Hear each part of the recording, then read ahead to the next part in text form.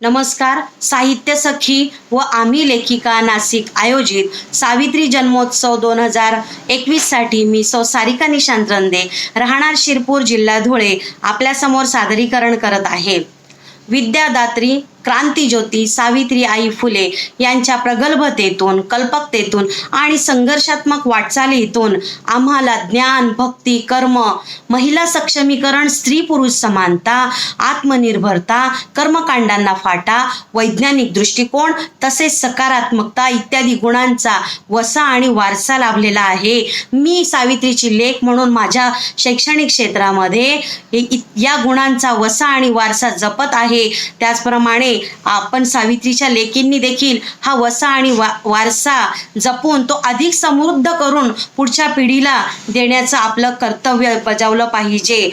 सावित्रीच्या लेकींनो, त्या काळामध्ये कोरोनासारखीच प्लेगसारखी महामारी आली होती. सावित्री आई फुलेंनी एक डॉक्टर म्हणून, उत्तम डॉक्टर म्हणून आपली आरोग्य सेवा दिली होती. त्याचप्रमाणे त्यांनी अनेक स्वतःच्या प्राणाची बाजी लावून अनेकांचे प्राण वाचवले होते. त्याची आठवण मला या कोरोना पर्वामध्ये झाली. या कोरोना पर्वामध्ये आपल्या सावित्रीच्या लेकींनी कोणी डॉक्टर, परिचारिका, स्वच्छता कर्मचारी, अंगणवाडी सेविका, पोलीस अधिकारी इत्यादी भूमिकांमधून सावित्रीच्या लेकी म्हणून चोख भूमिका बजावलेली आपल्याला दिसते. चूल आणि मूल सांभाळणारी सावित्रीची लेक आता देश सांभाळू लागलेली आहे. हे सर्व श्रेय जातं ते क्रांतिज्योती सावित्री आई फुले यांनाच, हे मी विनम्रतेने सांगू इच्छिते.